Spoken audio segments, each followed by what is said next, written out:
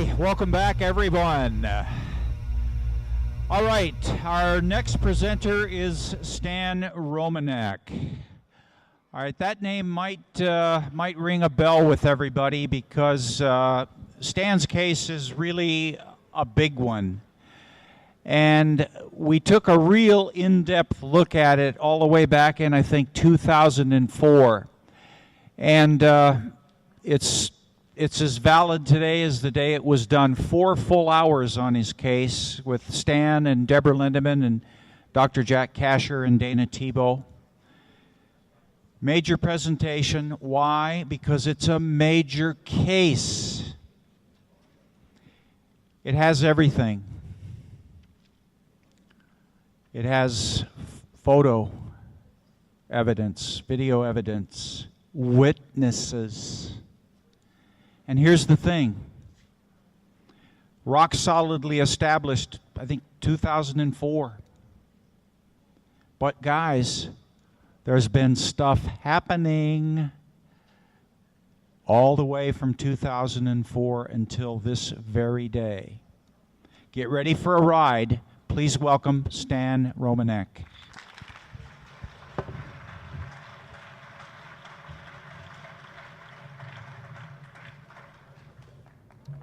Can everybody hear me? Yeah, you can hear me. First of all, I want to thank everybody for coming here. Let me share my story. Those of you in the intelligence community, I hope you're having a good time. Those of you that are off-world visitors, thank you so much for visiting us, and I hope you're having a wonderful time also. I've got a lot to go through, so I'm going to get started because we have little time. I can literally do probably a week presentation if I wanted to. I want to start out, first of all, by putting things into perspective.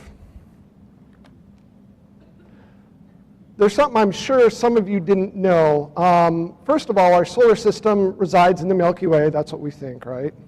Our sun is one of about 200 billion suns in the Milky Way.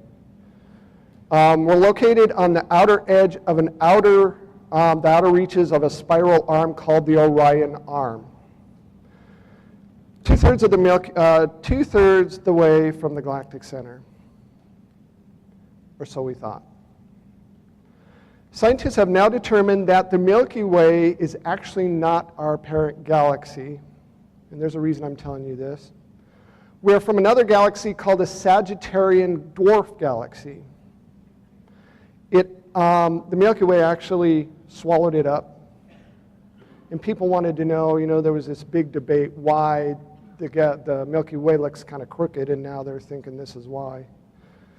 A little schematic here of where the Sagittarian is and where the Milky Way is and where we are.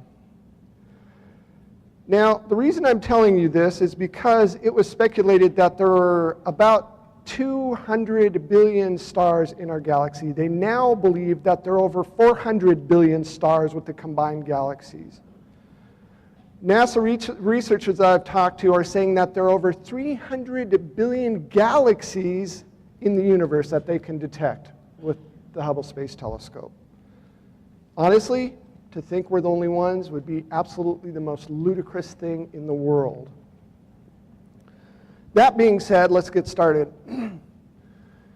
June 6, 1968, my father served in the Air Force. This is probably when my experiences started, to be honest with you. I was 5 years old at the time. My dad was stationed in Grand Forks, North Dakota.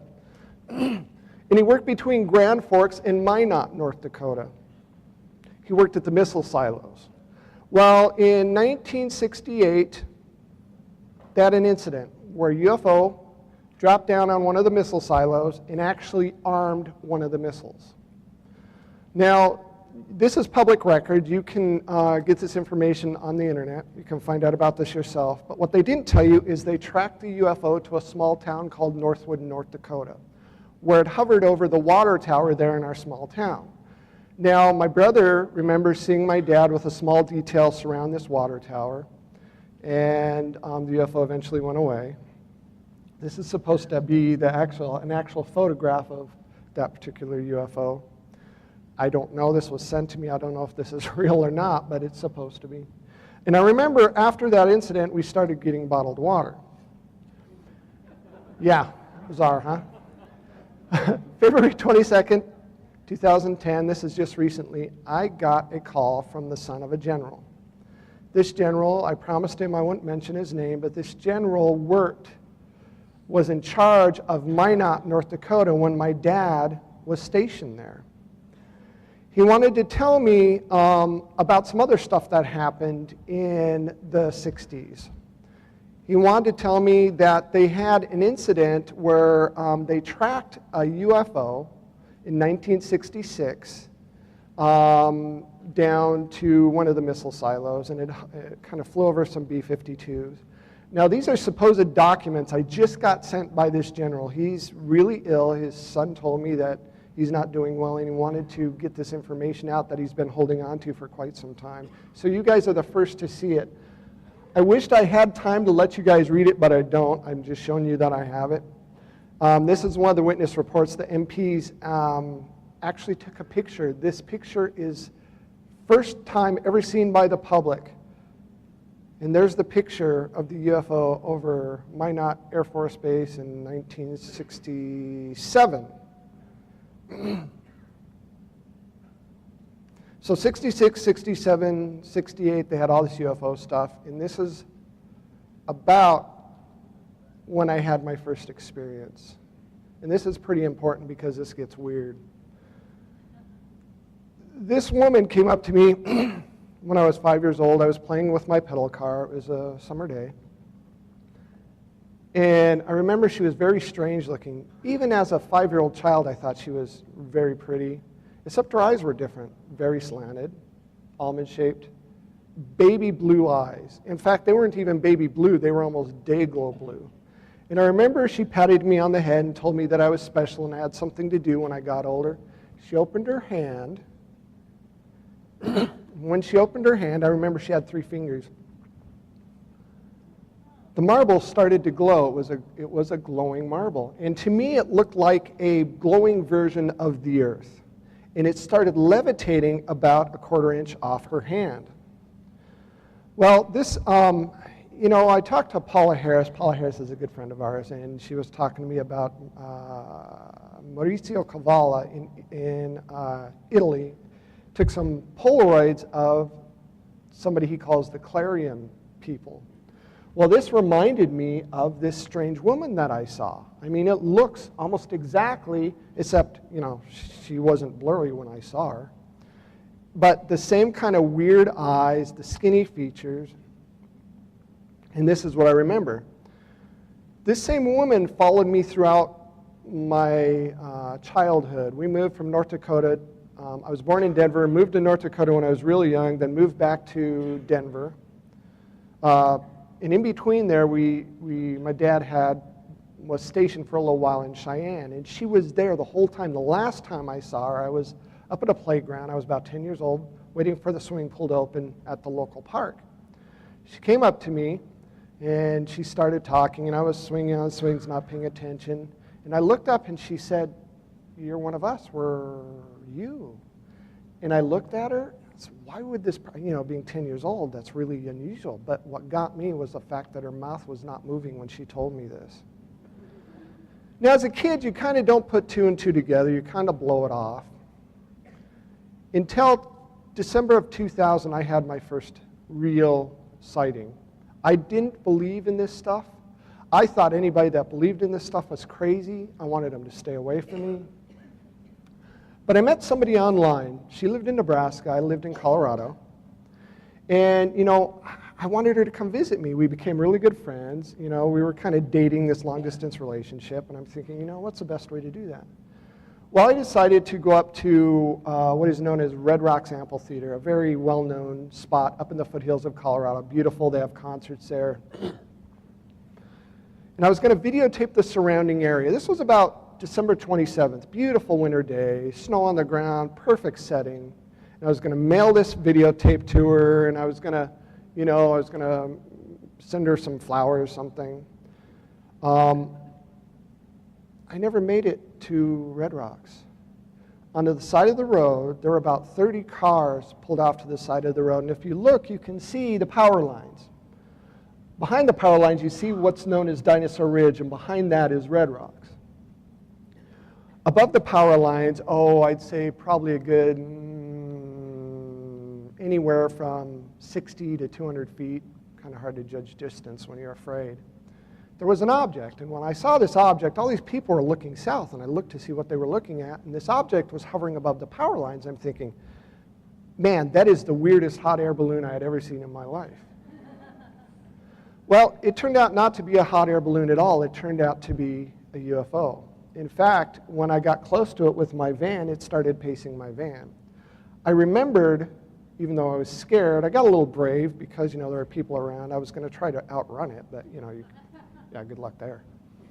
I pulled off to the side of the road, and I got my camcorder out, and I started videotaping this object. Well, the object reorientated itself and literally shot to about 1,000 foot in a blink of an eye. Now, growing up in the Air Force, I remember as a child the jet fighters would fly over us early morning, and they'd create these sonic booms everywhere. Well, that's what this object did. It made no sound until it popped away, and it made this sonic explosion that I could feel in my shirt.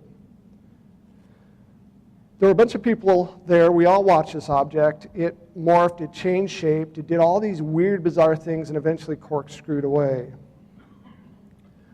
I remember standing there with one of the guys, and about 10 minutes later, two F-16s flew the same direction as this object corkscrewed away to. This is what I thought I saw. I remember, as I got close to this object, looking in between these spheres, and these spheres were rotating counterclockwise under this bigger object, was the blackest black I'd ever seen in my life. In fact, even today, I've never seen anything that black. It looked like if I got close, I could have thrown a rock into infinity. Now, even more amazing is, the local news did a report. Hopefully you can hear the sound. A UFO sighting near Red Rocks no sound. Sunday right after the X-Files on Fox 31 News. A Lakewood man seeing something unusual in the sky, grabs his video camera. I noticed something kind of just right above the power lines. A UFO, an expert says. This is nothing like any other UFO video I've seen. Judge for yourself, Sunday on Fox 31 News at 9 o'clock. I became the UFO guy. I got to know these people personally because I started having so many experiences. Shortly after the news report aired, I was contacted by someone that was stationed at Nellis Air Force Base. Well, I didn't know this, but somebody at Nellis had tracked this same object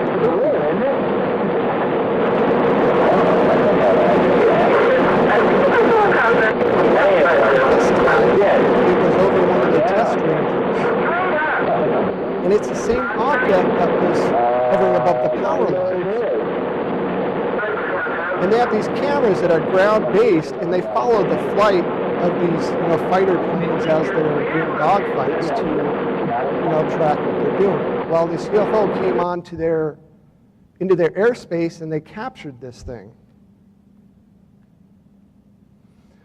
Now, that would have been fine with me. I didn't really believe in this stuff. I got it on video, and I was, I still wasn't sure. I didn't know what to think.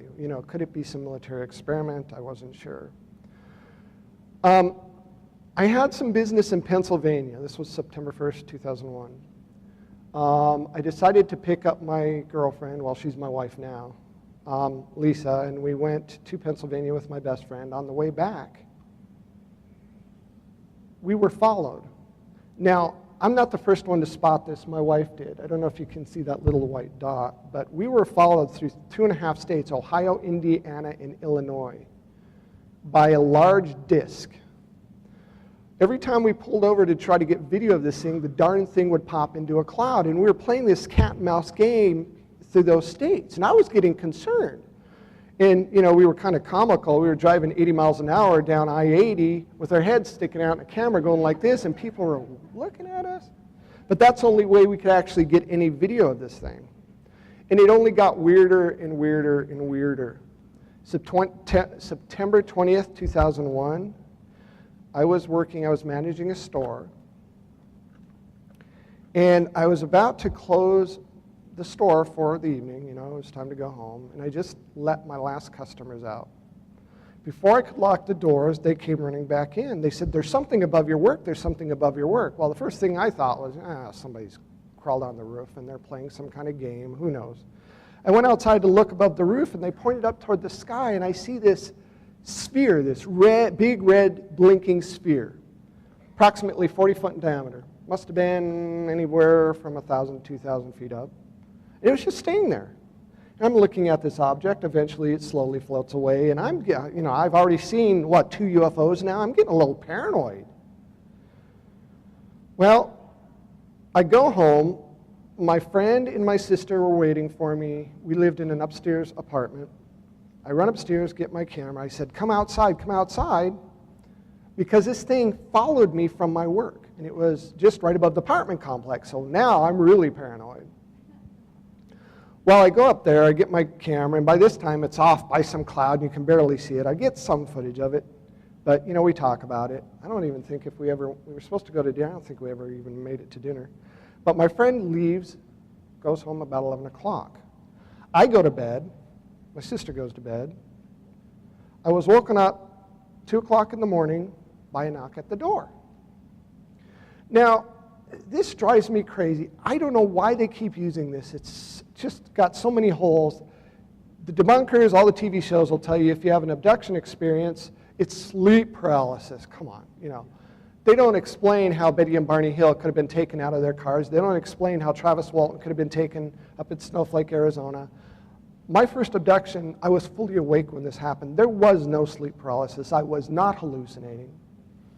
I got up to answer the door. My sister had already answered the door. She was standing there literally with this dumbfounded look on her face, staring at the ceiling like she was still asleep. While there were 3 people outside, and I thought they were teenagers or something. I wasn't exactly sure because they were smaller. And I got close, and I'm looking at them. It's like, why are they wearing costumes? And those are the most bizarre masks I had ever seen in my life. Well, the first thing I thought is, oh my God, they're going to rob us. They're here to rob us. I'm yelling at my sister, don't let them in. They're going to rob us. Don't let them in. And, it's interesting because these are not your typical ETs that, people talk about. They aren't the little gray guys. There was a female and 2 males, and you could tell she was a female. She had female parts, which is unusual too. They also didn't have normal extraterrestrial eyes. They didn't have the black eyes. Their eyes were massive, massively huge, almond-shaped, wraparound, day-glow blue, baby blue. I can't describe the color eyes. Well, the female pushed my sister aside like she was unconscious, came in, grabbed my wrist, and unless this happens to you, this is really hard to explain. A thought popped into my head. It's going to be okay. You're fine. We're not going to hurt you.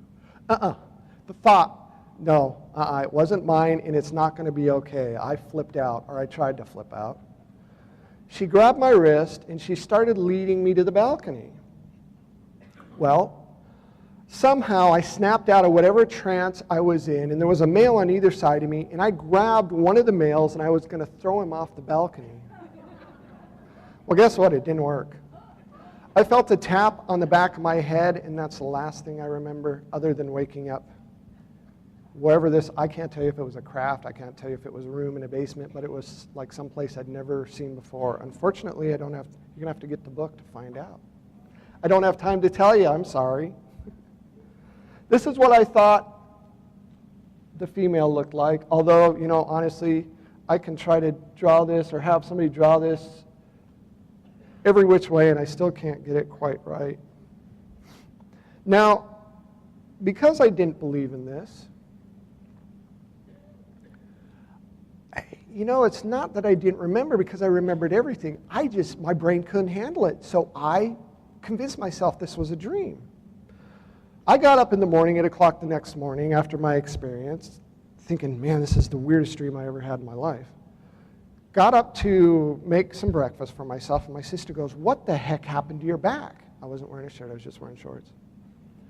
And I felt around on my back, and I didn't feel any pain, but I felt these holes in my back, and it felt kind of wet. And I'm looking, it's like, what the heck? And when I looked down, I noticed that I had hair missing on my wrist. And I had these open wounds on my wrist. Well, I really started to flip out. I was having a really hard time with this. Got a hold of my friend. My friend said, look, let's get you hooked up to your local UFO organization and maybe they can help you and figure this out. Well, I got involved with the local UFO organization. They started documenting everything.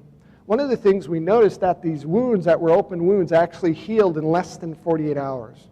Probably more like maybe 40 hours. To nothing but these tiny little scars. One of the researchers involved with my case now said, look, if you've been abducted, a lot of times if you have scoop marks, open wounds, they'll fluoresce under black light. And it wasn't very reassuring because cattle mutilations do the same thing. Well, they got a black light, and they, first we put it on a scar that I had on my leg. Didn't do anything, but as soon as we got close to those wounds that I had on my back or had on my wrist, they lit up like a Christmas tree. I tried everything. I tried a Brillo pad, I tried gasoline. That stayed under my skin for about 90 days before it finally went away.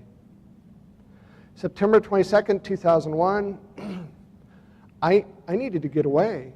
Some friends got together and they were having like an astronomy party. They were looking at, one of our friends got this really big telescope he just got and he wanted to go try it out. I just gotten off work. This is September 22nd, 2001. And I got off work kind of late, and I was headed up to this park called Daniels Park. It's south of Denver. It's a nice area to go for night watching because you can see, it's high enough that you can see everything around it, and it's far enough away from Denver that you can still see the pretty lights, but it's dark that you can see the stars. I drove up Daniels Park fairly late. I was headed up the dirt road toward the park. All of a sudden I see this red flashing light. The whole area was being lit up by this red flashing light. First thing I thought was, I have my blinker on. Shut my blinker on, the flashing kept happening. But it was real fast. And it lit up, and it reminded me of the same flashing that I saw on the UFO above my work, just, a day or so earlier. I looked out the window, and I see this UFO almost just right above me, so close I probably could have thrown a rock at it. Scared me to the point where I thought I was going to pass out. I hit the gas. I must have been doing about 100 miles an hour up that 20-mile-an-hour dirt road, just trying to get away from this thing. I had my camcorder with me. I took it with me. My friend said, you might as well start taking this with you, and it's a good thing I did. By the time I got up to the top, my friends were right there. I decided to pull over, try to videotape this thing. This thing stopped dead and suddenly shot west, slowly floating over everybody at this astronomy party. It's interesting because one of the people in this next little video I'm going to show you, he is a physicist, and he also designs software. And we talked about the UFO stuff before this party. And he said, if I were to ever see a UFO and if it were to land, I'd be the first to go up and touch it and try to say hi. Honestly, he was the first to go running off and hiding under a picnic table. There were a lot of witnesses. I saw a spherical, Hold on, guys. Sorry. Defocused, probably plasma-like object, and flew from the eastern sky to the western sky in a straight line.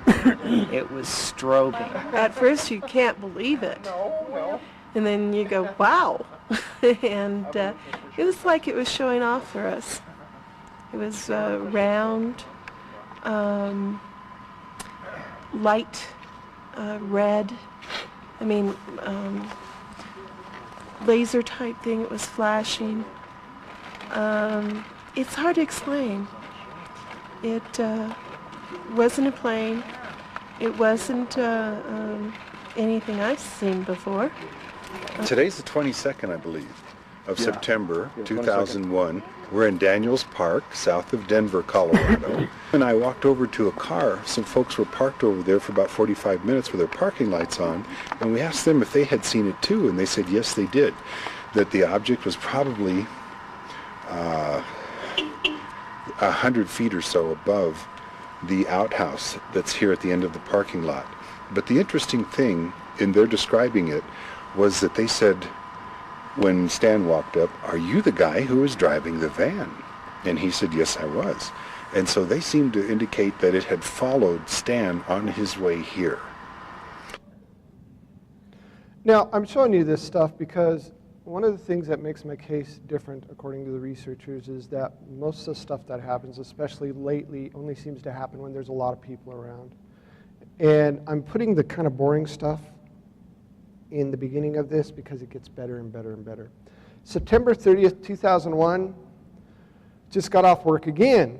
I was in the middle of Lakewood, Colorado, during rush hour, busy intersection. A UFO came down, and I didn't know it was a UFO, and I was just about to come up to an intersection. And I see this beam of light hit the ground next to me. It would be off to my left. And, you know, because it's a big city, there's police helicopters, and like any polite citizen, you roll down your window and wave at the police helicopter that's beaming you.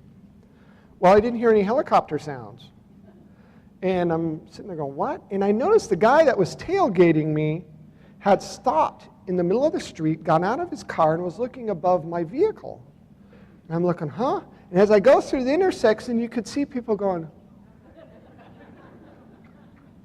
I look up, and there's the same damn red blinking UFO just right above my vehicle. It had just beamed my van. Well, by this point, I was a little past being scared. I was kind of PO'd. This object took off, and I hit the gas. I was going to chase this thing in a van, yeah, whatever. But, you know, I tried. And this object slowly, it stopped and hovered above this cottonwood tree in a park called the Old Stonehouse Park. It slowly flew southeast. Well, there were tons of people there. Tons of people there. People had video cameras. They had digital cameras. They were having a party. You could hear sirens going off. People had to have called this in. These are the people. Eventually, the news did a piece on this, and you can see witness reports. This is an interesting witness report. This guy was talking about seeing this object, and he said he was so scared he couldn't get it in reverse. And when he saw this object beam my van, the light, whatever kind of light it was, actually penetrated the metal and hit the ground below. I don't remember that. I just remember being, you know, beamed. These are some of the witness report drawings. That's what I thought. I thought it looked like a big soccer ball with a green thing at the bottom. Local news did a report on it. I think this is rather amazing because you get to see the other witness videos too. UFOs over Lakewood. Whoa! Tonight, right after the series finale of The X-Files on Fox 31 News, many saw it. You guys saw it too? Some with cameras rolling. There it is. See the amazing video I want to find out what this is. and judge for yourself. Tonight on Fox 31 News at 9 o'clock. Thanks for staying with us on this Sunday Night in the Rockies. I'm Ron Zapola. And I'm Phil Keating. Dozens of people saw it, too, caught it on videotape, but no one's sure exactly what it is. Another unidentified flying object is seen hovering over Lakewood. As Fox 31's Kim Posey tells us, like how they say the witnesses are looking for answers.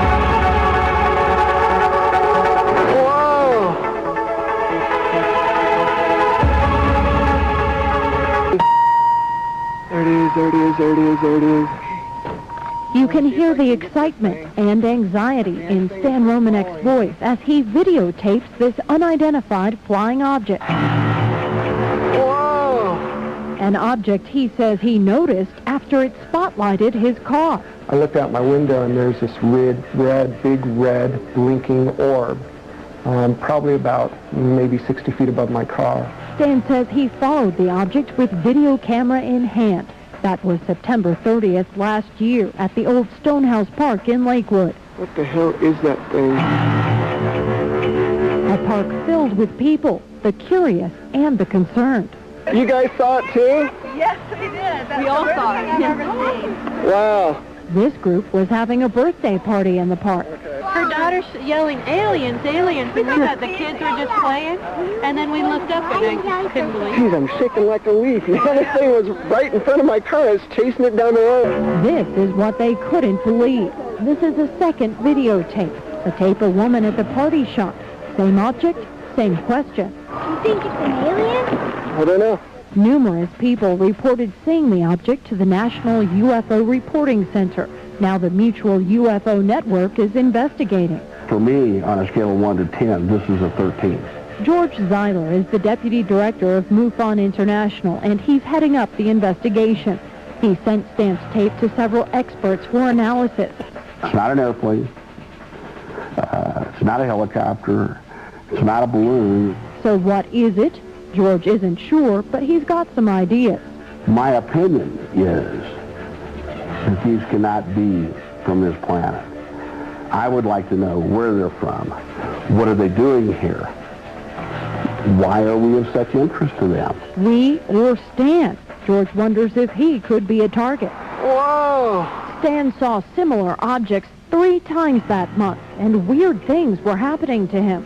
Birds flying into his car. He has this electromagnetic personality where he walks up to a car and all of a sudden the windshield wipers, the lights come on, and the windshield wipers come on. Plus, Stan found fluorescent markings on his body. Whatever it is, it's not shy.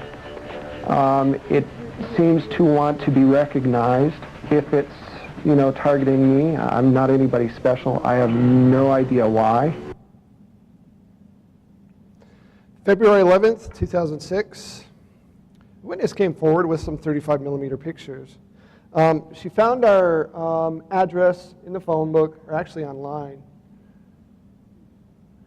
I guess her grandfather lived in the area, took some pictures of something he saw beaming something out in the road. And these are 35 millimeter pictures he took of this object beaming my van. And I put it in a little motion thing so you can kind of get an idea of what this object looks like in motion. Very bizarre. It almost looks like liquid of some kind, really unusual. June 25th, 2002, I couldn't deal with this. I really couldn't deal with this. When you were if you're a big skeptic like I was, it's kind of hard for you to accept having your paradigm shifted in this way.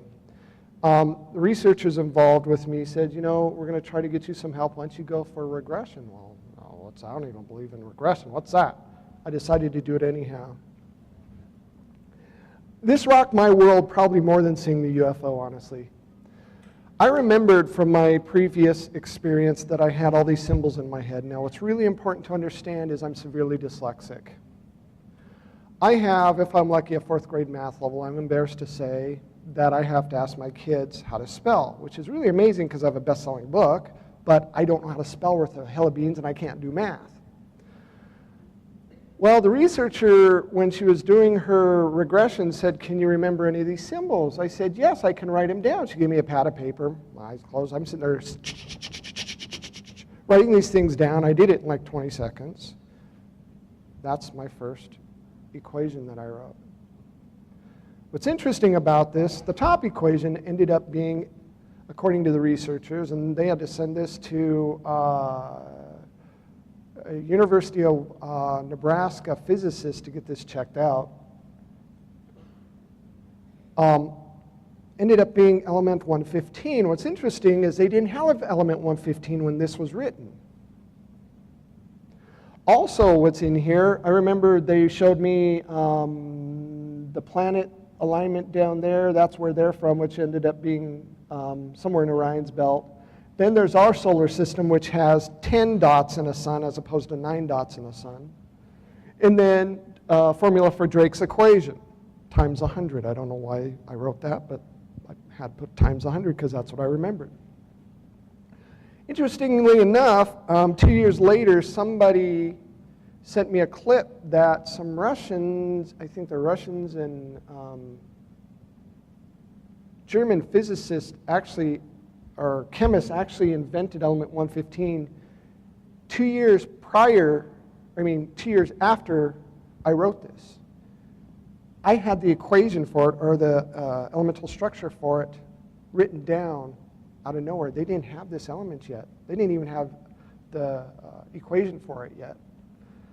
I also remember when I was being abducted that something important was going to happen. And every time during this abduction, I'd say, when's this going to happen? All they'd do is flash this in my head, these dots. 11064 cheese 98. So what the heck's with the cheese and what are the dots? I didn't know what it was. Well, somebody looked at it, an astronomer looked at it and said, hey, that's an alignment of planets. Cheese stands for the moon. It's like, huh? What? Well, what's interesting, let me go back, come on, is the alignment actually is a date for September 21st, 2012. I do not believe in the doomsday scenario, I'm sorry. One guy went to look at a Mayan calendar and he said, oh, the Mayans have the end of the world. You talk to the Mayan elders that are alive now and they'll say, no, he got it wrong. It's a calendar. If anything, it's going to be a shift. It doesn't say anything about doomsday. One guy started that. That's not the case. I can guarantee you it's not the end of the world. 100% guarantee you. July 19th, 2002, I was on Entertainment Tonight. This is cool because they had NASA look at that UFO. Plus, is this footage of a UFO? The man behind the alien autopsy has new footage 2 TV networks are interested in. Next, in the Entertainment Tonight cover story.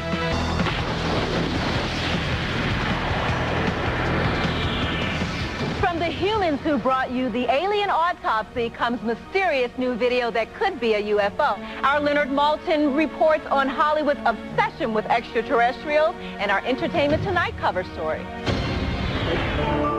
I want you to understand this is probably the quintessential alien abduction / UFO case ever on record. Wow, that thing's weird. We're told this mysterious light in the sky was shot in Colorado last September. NASA's people that I'm talking to right now is saying either it's a secret military craft, surveillance of some kind, or it might be for the first time that word that we rarely use, extraterrestrial. Did you see it too? Oh, it was incredible. Hollywood is cashing in on aliens this summer with Will Smith and a host of ETs in Men in Black 2. And opening in August, it's Mel Gibson in Signs, which explores the possible supernatural origins of these crop circles. I have a basic belief in supernature, in the nature that exceeds and is higher than our own. July 27th, 2002, beautiful girlfriend that I was dating, we finally got married. She's my beautiful wife now. Lisa, where are you? Lisa, stand up. I got to tell you, without this woman, I would be nobody. Really, she supported me, she keeps me grounded, and she's helped me through all this stuff that I've gone through. Moved to Nebraska because I wanted to get away from this scary stuff. Yeah. It followed me in the middle of a busy city. Why would I think that I should have thought about this, really. Honestly, I was happy to move in with my beautiful wife, but there's no way I could get away from this because we moved to a very small town in Nebraska. Woke up, noticed that our alarm clock was upside down. Didn't think anything of it. Got up and there were pens all over the floor. Also found another equation. Apparently I started writing equations in my sleep. And they get more complex and more complex. Some of them are known. Some of them, they're still, even to this day, some of the top scientists or physicists are going, this is amazing. What is this? We don't understand this. And they're slowly piecing it together. November 17, 2002, I was abducted again. This time I was left outside. Freezing weather, buck naked. All the slide bolts were locked from the inside. I had more like scrape marks on my back. They thought it was probably some kind of skin grafts. And I had this horrible pain in my side. It ended up being a broken rib. Now, I also had a lump in this hip right here. Now, this is important. Remember that lump. my wife, and it took a good half hour to wake my wife up. It's like they turn everything off when they take you. I don't know how they do it, but I was knocking at the doors, knocking at the windows. I didn't want somebody to see some freak out in the middle of the night, 20-degree weather, buck naked, knocking at windows. She eventually let me in, and I was really sick to my stomach. I had this horrible taste in my mouth. I was going to throw up, and I put my hand in my mouth, and I realized that I was holding something. And I opened my hand, I dropped this substance, and it kind of floated down onto the countertop. They had the substance analyzed, and it ended up being something called elemental bismuth. Now, I found out later that this is used for electromagnetic experiments. High voltage power lines and power companies use this because it's really good for non-conduction of heat, non-conduction of electricity. It's kind of used for a barrier. What am I doing with it in the wilds of Nebraska, holding it after an abduction experience? Even more bizarre, the next morning my wife wakes up and there's this weird kind of burned circle in the yard. Interesting thing about this circle is they found microscopic bits of meteorite dust in this circle. They don't know where it came from. They use an EMF meter, the EMF meter would go crazy. They use a compass, the compass would go crazy. January 5th, 2003, gets even weirder. I'd already written equations. Again, I refused to believe this stuff. This is ridiculous. I can't believe this is going on. I had a dream my stepson was taken. This is when it got kind of serious for me. We were told that it wouldn't affect my stepkids, but apparently it did. I got up, middle of the night, my wife woke up, she goes, you're not going to feel good about things. Why don't you go check on him? And I did. He was about 8 years old at the time. And I didn't see anything out of the ordinary, so I went back to bed. Next morning, I was eating a donut or something. My wife was smoking, and we were drinking coffee, and we were sitting on the back deck, and I looked up, and on our window, in lipstick, was this weird symbol in this little formula. It's like, oh no, my stepson. First thing we did was we got up to check on my stepson. Well, see this weird symbol? Well, this weird symbol was above my stepson's bed. We turned around, and in his handwriting, we see this writing in marker on the wall. It's a formula my stepson drew after he had an experience. It's his handwriting at 8 years old. May 31st, 2003, we were having so much stuff happen. And let me tell you, when you're a true abductee, you have something called high strangeness begin to happen to you. Anything and everything paranormal you can imagine. Our house was the most haunted house. Everything, flashes of lights, all kinds of things. Our furniture would disappear, reappear. Our remote controls would disappear, reappear. The scientists said, hey, look, we're going to hook up surveillance cameras. We got to come up there. We got to buy, the surveillance stuff. In the meantime, why don't you just get something kind of small and hook it up and see what happens? Well, we did. We got a motion-activated camera we hooked to our computer, and we captured this.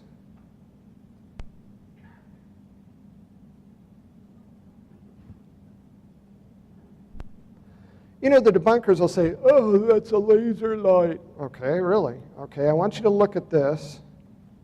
Look where the doorway is. And you can see that the object is actually a three-dimensional object. It stops, changes colors, and in the original video, you can see the light reflecting off the TV as its object passes by the TV. And it goes down to where we're sleeping, which is really creepy. July 17th, 2003. I don't know. How many people have seen the alien in the window video? That's all over. Okay, raise your hand.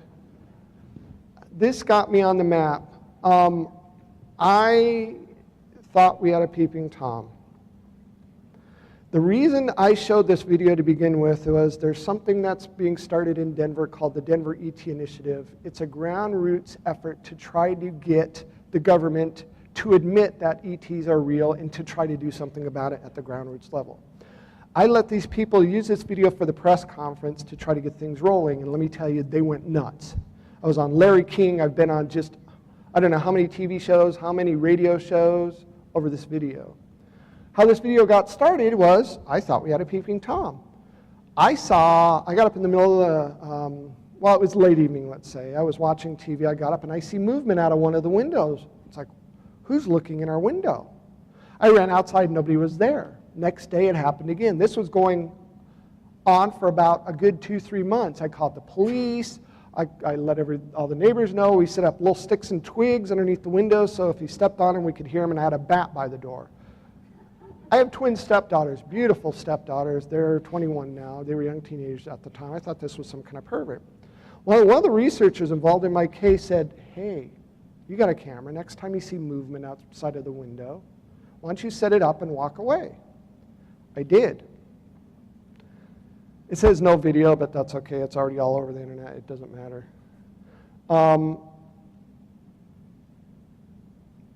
I didn't go to bed, though. I went to the bathroom, sat at the edge of the bathtub reading a magazine. I saw 2 flashes of light.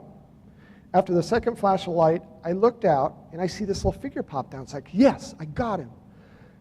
This is the video that I got. When I looked outside the window, I see this thing running away, and let me tell you, my wife thinks this is the funniest video ever, the way I react, because I jump around like a little girl. But I want you to notice at the bottom of this video. Okay. Bottom of the window. Just gonna keep it rolling there.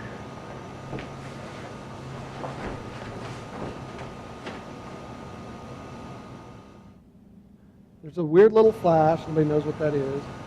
Pause. For some reason I'm prancing around. I don't know why I did that.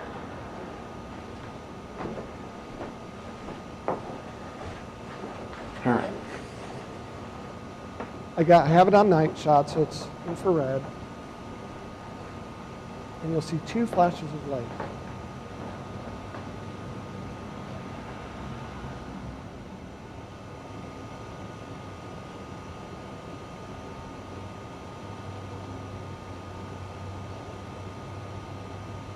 And I'll pause it on the flashes. There's the first flash. It's kind of bright. The second flash is amazing. They said it was as bright as the sun right outside my window. There's no sound, though. That's what's amazing. Now look at the bottom of the window, and I want you to notice the infrared reflecting off its retinas. He blinks, he moves its mouth, he squints, he, she, whatever it is. See him?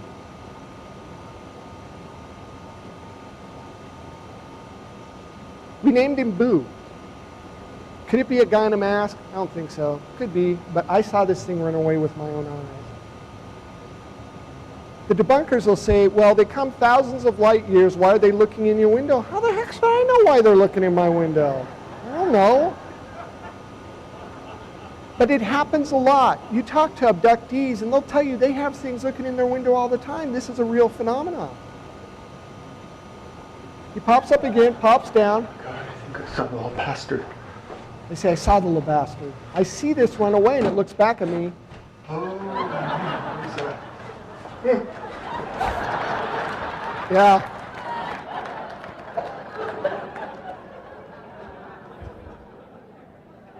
Scared the living bejesus out of me, I gotta tell you. Because its eyes were not normal. I thought it was a little kid, and then it looked back. It's like it sensed that I was there. It looked back at me. It's like, oh my God. These are the stills. We got better, we got some good stills of it.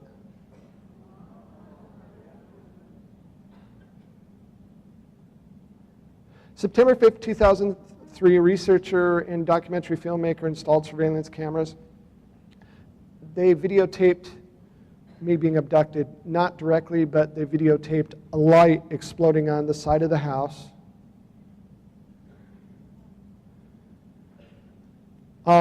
By where the surveillance camera was on the side of the house, the grass looked like it started like steaming or something, and these weird little bubbles started coming down, and suddenly the camera got disrupted and turned off.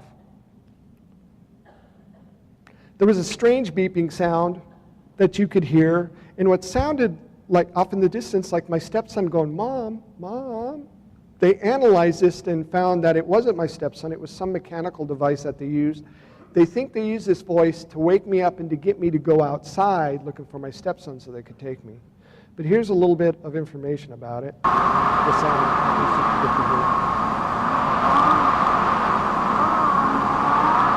You hear that? And you'll hear a beeping sound.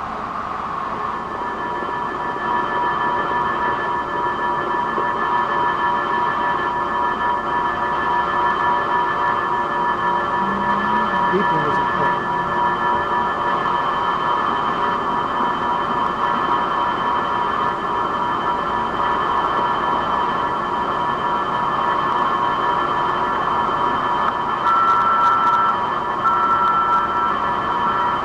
Hear the beeping sound at the end?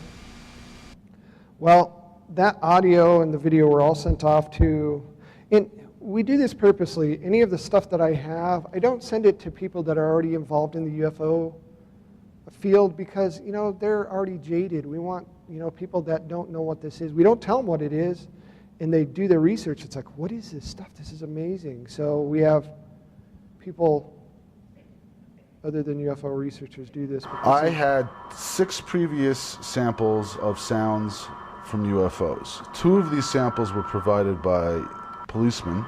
I had 4 other sources from various people that I've accumulated over 10 years from 2 different countries, that all 6 of these frequencies matched.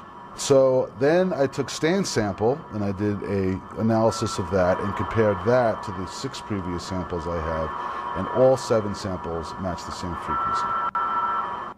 What he's saying is he had videos in audio from other UFOs people had seen all over the world, and they had that same beeping sound that I had, and it matched exactly. So that's just more evidence. What's more amazing, the next morning after my abduction experience, I got up, wanted to find out why my video camera no longer worked, and I found this.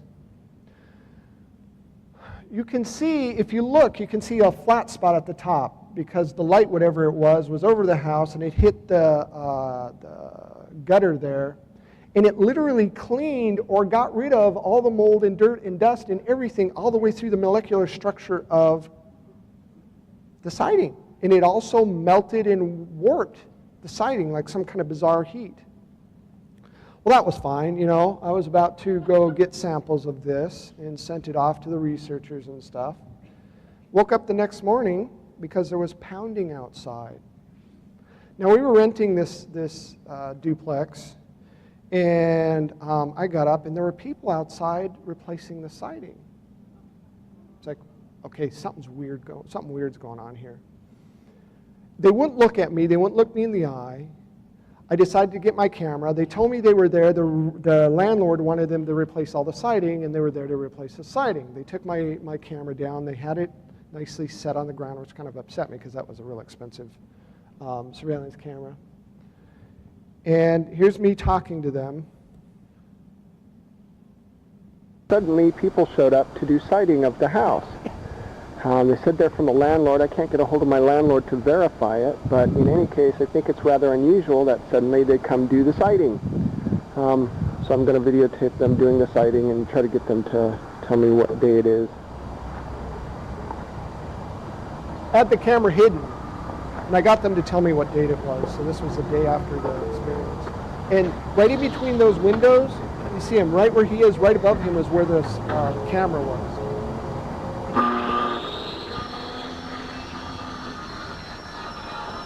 It says Bob Sighting from Grand Island, Nebraska. That's what it said on the door. Hey, what's today's date?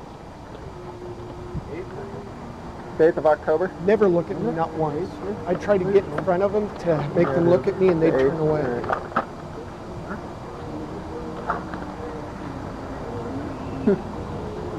Kept his head down. Well, all of a sudden, I went in, I grabbed a piece of siding. I asked them if I could take some of the siding because they had siding laying all over the ground. They said, absolutely not. You can't take one piece because we have to prove to your landlord that we did all the siding. It's like, okay, I knew something was up then. While they weren't looking, I grabbed one of the most important pieces where the camera was, took it off. There's nothing he was going to do about it. Anyhow, there's nothing he could do about it. He didn't see me. Called the landlord. The landlord was on vacation.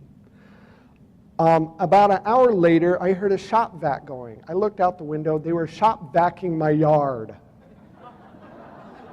What in the world? They got in their truck, drove off, waited for them to come back because the only place they replaced the siding is where I had the UFO beam my house.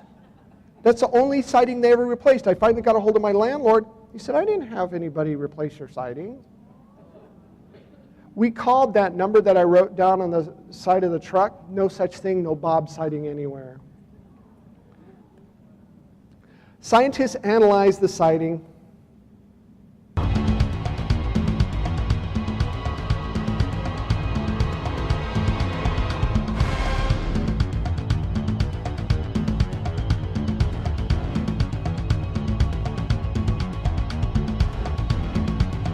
There was a discolored area due to heat, and I don't know what caused that. October 20th, 2003, had a strange dream about squares. Just write stuff down. February 13th, 2004.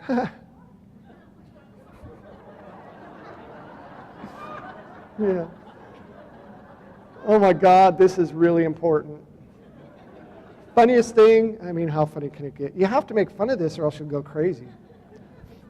I had a dream that my wife was being messed with. Woke up because I dreamt there were little grays shoving something down her throat while she was laying in bed. She woke up coughing. That woke me up 2 o'clock in the morning. I got up to go to the bathroom, and I couldn't move.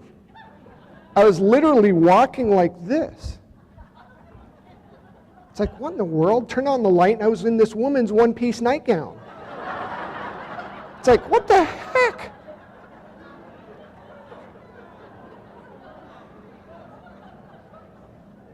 My wife laughed for hours and hours and hours. She goes, that's not mine. I go, what is this? She goes, tell me this is yours. It was dark. She goes, I can't see anything. Turn on the light. I turn on the light. She's laughing hysterically. It's not my stepdaughter's. It's not my wife. I felt a wet spot on the back of this nightgown. It was disgusting, gooey, wet spot. I didn't want it to touch my body, so we're sitting there holding it, trying to peel this thing off me. Sent it off to the researchers, to the scientists. It ended up being a blood plasma expander in a protein that they can't identify even to this day. And something that resembles a chemical that's used for in vitro fertilization. It's a medium that they suspend the egg when they introduce the sperm. It's called, if I can get this right, polyvinyl propylalidone. Woohoo, I said it right. Now, what is it doing on this nightgown? Okay, this gets creepier. Luckily, there's going to be a motion picture made about my story, and we're going to get funding to get this checked out for sure. But the same scientist that analyzed the Betty Hill dress analyzed this nightgown. We were contacted by Betty Hill's niece during one of these conferences, and she goes, you know, I want to talk to you about this nightgown. I heard you had a nightgown. I said, yes. She goes, well, Betty Hill died in 2004. 2003, she had an experience, one of her last experiences, and it pissed her off because her favorite nightgown went missing. Yeah. I said, okay, well, can you describe this nightgown? She said, yes, it was a plaid nightgown with a Disney character on it. Gets even weirder. Swear to God, only happened to me. My friend, for a bachelor party, got me a shirt. He had it made specially. It says, I've been abducted by aliens, and all I got was this lousy t-shirt. You can't tell me those guys don't have some kind of, you know, I don't know. They laugh about the stuff they do to me. They have to. But the shirt, I went to bed with that shirt, and it ended up missing. What's interesting is when Betty Hill's niece went over, they found this shirt that says, I've been abducted by aliens, and all I got was this lousy t-shirt. Unfortunately, Betty Hill thought she got it from one of these conferences. Supposedly, she has a picture of it. She took, when Betty Hill died, unfortunately, she took everything to the Goodwill, and we have no way of doing that. But I still have the nightgown, and if the DNA matches, I'm telling you, this is really big. Now, also, remember that lump in my hip? There's now 3 puncture marks around that lump in my hip. It's very important. We were having so much stuff happen. We were being harassed. We found my phone was being tapped. There were, black SUVs following us. We decided to move out of Nebraska. Didn't really tell anybody. But suddenly, a strange woman in that same black SUV pulled up to our mailbox, and she put a letter in there.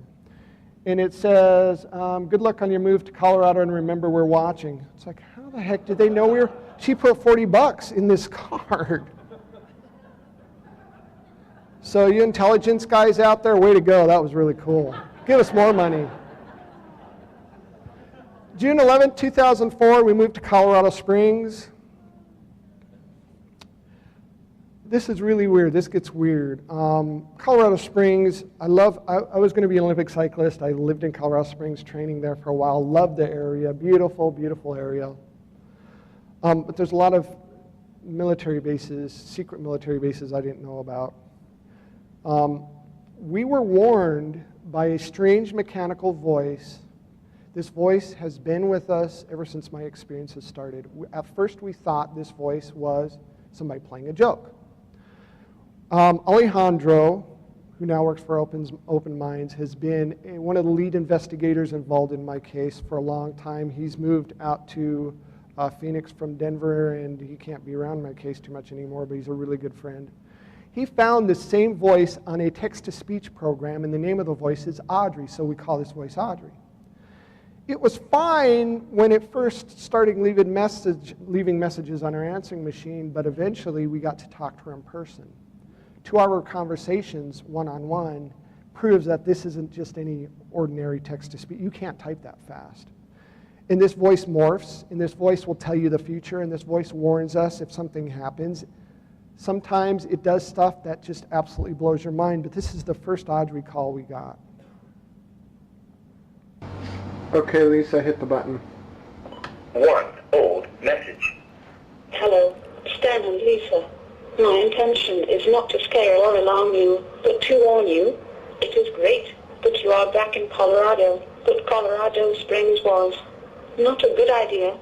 It seems you have moved into their backyard. Now it is easy for them to get to you. I know how stubborn you are, Starseed, but please heed this warning and know that Lisa and the children are at risk also. Now listen, Starseed. You know you are different. Follow your instincts and stay alert. This is too important. Soon it will all be revealed. And Starseed, do not be afraid of what you are. What the heck is Starseed? I thought that was really bizarre. I know now, but that's what they always call me. August 9th, 2004, my stepdaughter got a new camera, took pictures. Very beautiful pictures of the clouds. I put it on my desktop and noticed something. It's like, what in the world? She had a fit. She goes, this is your baloney. I don't want this camera. You take it back. You know, teenagers, they don't like stuff like that, anything that makes them look uncool. Well, she's got a twin sister. Her sister goes, I want to take pictures of UFOs, so she went out taking pictures. She wasn't going to download them till the next morning. Put the camera by the computer. We found the camera on the floor. It had 2 extra pictures on it. I'm going to let you look at this picture for a while. Do you see the eyes? This is the next picture. Now, do you see the eye, the nostril, and the mouth at the bottom? Yep, we call this one Curious George. It took an accident. We think it accidentally took a picture of itself and dropped the camera. August 13, 2004, I felt something sharp poking out of that strange lump in my hip. Remember that lump in my hip? It's a little sliver. Started poking out. Took it to the doctor. Doctor said, I don't know what it is. Looked at it in an x-ray. We can see it, but it's probably a fatty deposit. When it was taken out, it had fuzz all over it.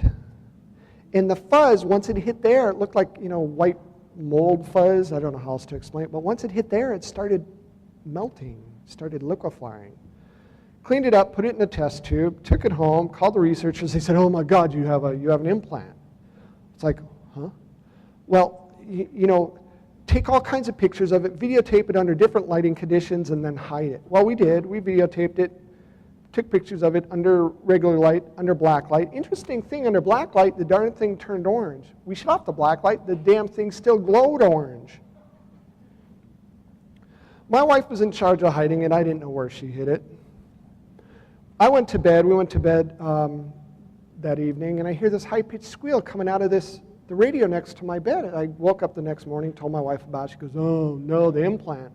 She hit the implant in the test tube in the back of the battery compartment. We took the battery compartment, opened the battery compartment, and we found that the implant in the bottom of the test tube were blown to bits. This is how small those pieces are. This is really kind of cool, actually. This was sent to Cal Berkeley. When we sent it in a sterile jar. By the time it got to Cal Berkeley, it had made a teaspoon of its own amino acid, something that they're still trying to identify. It was blown apart, they figured out, by high-frequency sound. Remember those little hairs I told you about? There's evidence of those little hairs. Even more amazing, these tiny, tiny, almost virus-sized microscopic computer chips, they think. Tiny microscopic gears in this little... They determined that it is some kind of biological nanotechnology that we don't have, and it totally flipped them out. December 20th, 2004, it got real for me. And this is probably why Audrey called. We were getting broken into all the time. We had surveillance cameras. Our surveillance was being cut. There were police helicopters following us everywhere we went. I worked pretty close to home. I rode my bike. Didn't really need to drive my car. I had 4 guys in a black unmarked SUV pull up, started saying something to me, but because we were behind other cars stopped at a stoplight, I just ignored them. I thought they were drunk soldiers. Well, it turns out they knew exactly where I parked my bike. They had to have cased the area because I parked my bike behind my work. They cut me off and they said, you need to keep your mouth shut. I said, I didn't say anything to you. They said, you know what we're talking about. And I could hear them talking about the ET stuff. I said, look, guys, this isn't my fault. I'm not going to stop talking about it. We got in a fight. They started doing their karate kung fu moves on me. I had a big chain that I wrapped around the seat of my bike, and I hit one of them on the head, and I hope I didn't kill him, but I knocked him out.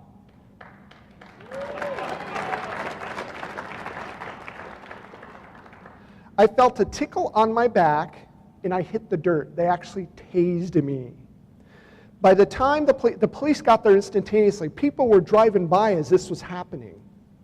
One guy even tried to follow this black SUV, but they sped away. This is what I ended up with, a broken nose and a broken wrist from the experience. January 24th, 2005, startled awake by a high-pitched sound. Remember that weird orb we saw in our video, in that surveillance video? This time I saw it with my own eyes 3 feet from my head when I woke up, and I went, oh, I swore, I went, oh, crap. And the thing just darted out the room. I got my video camera, and I went looking for it, and it is...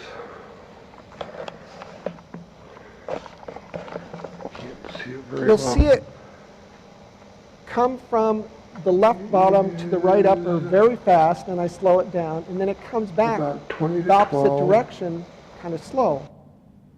See it? And I have no clue what I just saw. None whatsoever. Holy... I don't know what that thing was, but I saw it with my own eyes, and I go, whoa, crap, what is that? The hell is that? Well, I realized that I had surveillance surrounding the house. I looked at the surveillance video, and this is what the surveillance camera picked up. Now it goes in the house, comes out the side, out the wood, and weaves in and out of the, like it's the wood's fabric of some kind. It's the craziest thing. And it disappears, disrupts the camera, ends up in the top window, comes down through the wood of the side of the house, and it's just weird. February 19th, 2005, our van mysteriously broke down. We were coming back from Colorado Springs to Denver, about 80 miles. We stopped at a hamburger place. This white car drove by very slowly, and suddenly our car stopped. 2 hours later, we got it to a mechanic. He said, was your car hit by lightning? It's like, how could it be? It's a sunny day out. He said, it looks like all your electrical system was fried. This is important. Now, I'm not going to show you the video because there's going to be, in fact, I'm going to have them come up briefly talk about what they're doing with the documentary or with the feature film. but they're going to show this in the documentary. I'm showing you stills, but the video is quite amazing. My stepson had friends over, and they hacked into my computer.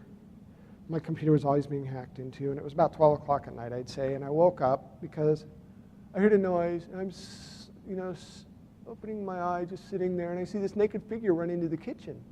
My stepson had friends over, sleeping over. I'm thinking, what in the world kind of dare is this? I was going to get my camera and blackmail him.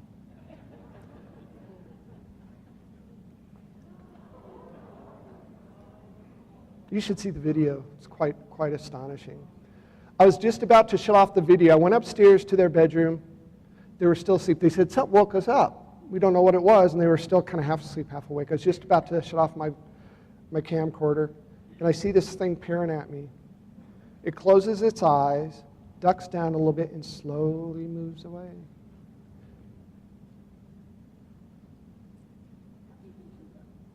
Here, I'll do it again so you can see it. Closes its eyes, ducks down, and slowly moves away. I went from the kitchen to the dining room, back to the kitchen, back to the dining room.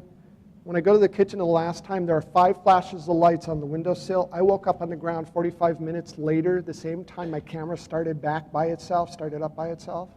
Only remember seeing flashes of lights. I had no idea that I just had an experience with the little guy. I had to look on the videotape to remember what happened, and I still kind of don't remember. My surveillance cameras didn't work. Couldn't figure out why. It's like, yes, we got one of them on camera.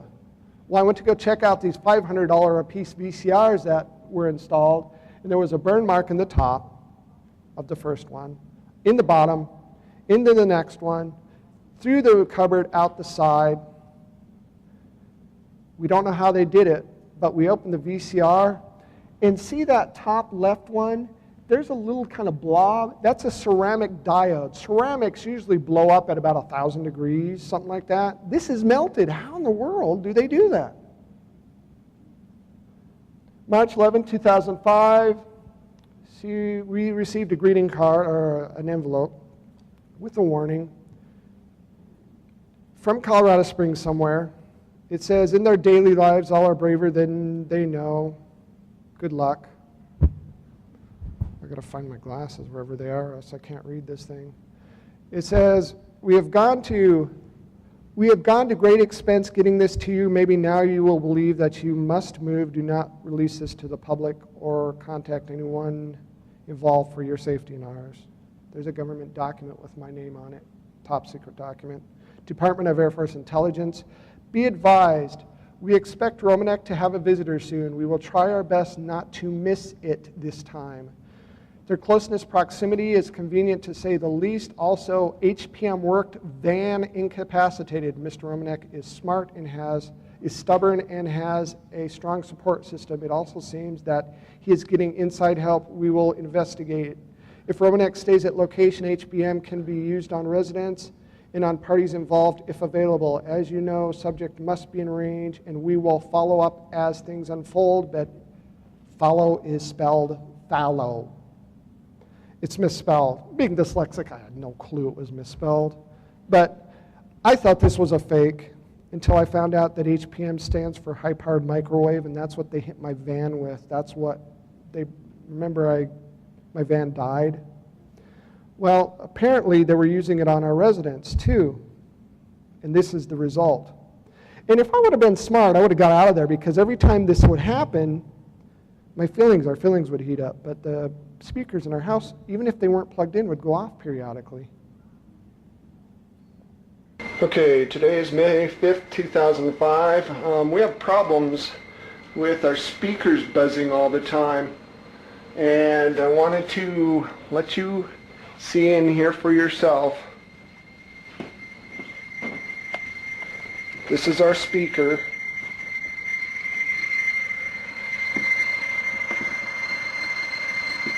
And the speakers are off, completely off. There's no light. Go to the other one. Can you see? I don't know what the hell's causing all the speakers to go off like this. All right, I'll go downstairs so you can hear the speakers downstairs.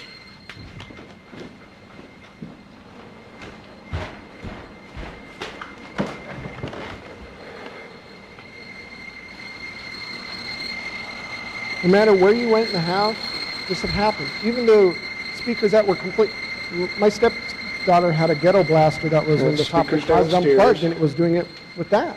And the higher you get in the house, the louder it got. Okay, I'm going and to I'll go up to the upstairs bedroom, and I want you to hear Jake's the room. pattern of this thing. So we'll get this where the power goes out, because the power usually goes out. All right. This is, you can already hear it. It's really loud.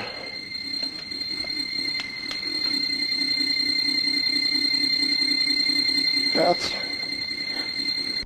They were hitting our house with high-powered microwaves. Bastards. May 9th, 2005, that orb returned.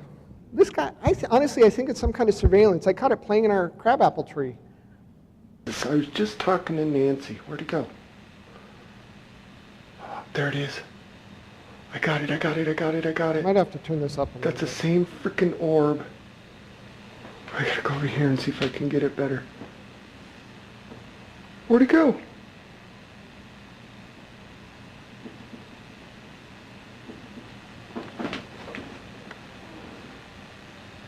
Oh my God. There's a fox out there too. That is the craziest freaking thing. Just sitting there. That's the same damn orb. Obviously, it wasn't afraid over of my this head thing. when I was Maybe it wasn't a sleeping. fox. Maybe it was I just something in finished the talking sky. to I don't Nancy. know. It's about 12:30, May 8th. Well, it'd be May 9th, 2005, I guess.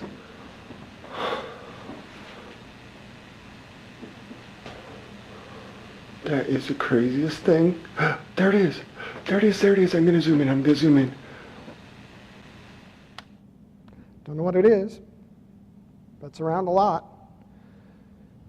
You know, I have all this stuff analyzed by, you know, some of the top people there is. I did the video analysis on a frame-by-frame basis of the Stan Romanek footage, and I see absolutely no evidence of post-production effects applied to the footage. So that means that all of it was shot in camera. Now, if that's the case, it would take an awful lot of expense to pull off this elaborate set of shots. And if it's not a fake, it's undoubtedly the most important footage I've ever seen. July 14th, 2005, more unexplained things start happening. Our house became haunted like you can't believe. One of the people involved in my case got some ghost hunters to come to our house.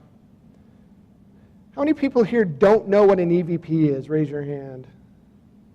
Okay, for those of you that don't know what an EVP is, it stands for Electronic Voice Phenomena. If you're a ghost hunter, you will have a digital recorder with you. They will ask questions to midair, and sometimes they get answers that they can't hear on these little recorders. Well, we had this little tape recorder in the middle of our kitchen table, and didn't think anything of it till later.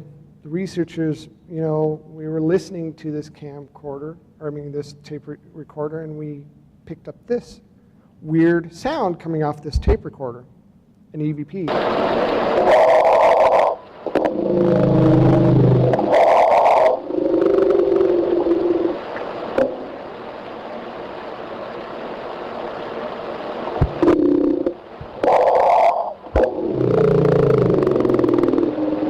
My wife screamed and goes, "Oh my God, we have demons!"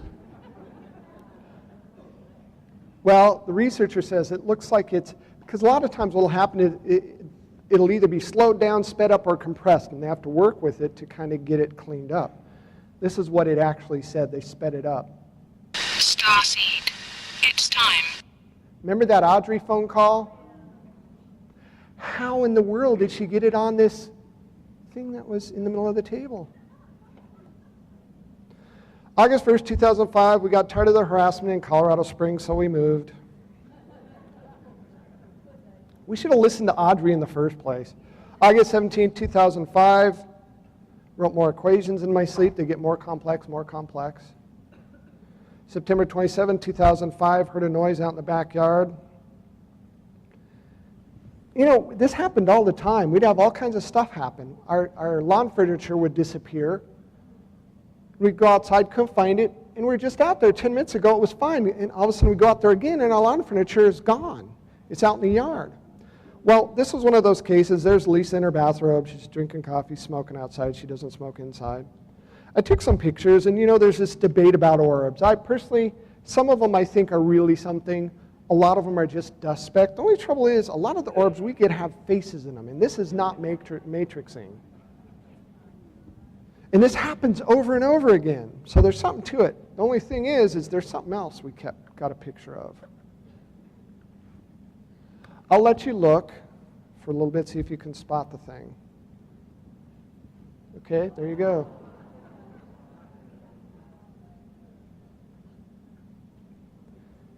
There's another one. I'll let you see if you can spot it this time. Do you see them? Let me see if I can get this thing working. Right, is this on? Yeah, right there.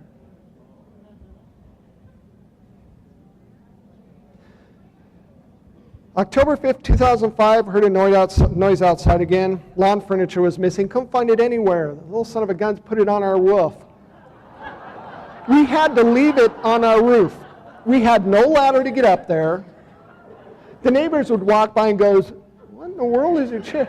We had to say some kids played this prank. We had no other way to explain it. November 21st, 2005, we invited some friends over for Thanksgiving. One of the researchers involved in my case is ex-Naval Intelligence. He was not a congressman, but he did something in politics. I don't know, but really good researcher. And I told him, I said, here, let me go back because I don't want to start it yet. We had a computer in our room, and I woke up in the middle of the night and I hear this click, click, click, click, click, click, click, and I see the chair move.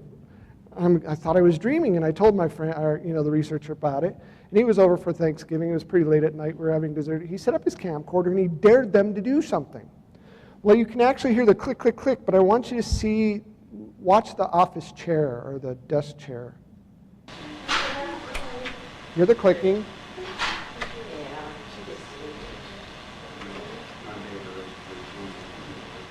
Yeah. Well, the researcher, he's so polite. We see that this happened, and everybody just so excited. He sets up the camera again. He goes, "Well, just listen to him. It's funny." Again, have a ball. Get playful. Be silly. Move a few things around over there by the computer. That was just great. Just enjoy your presence.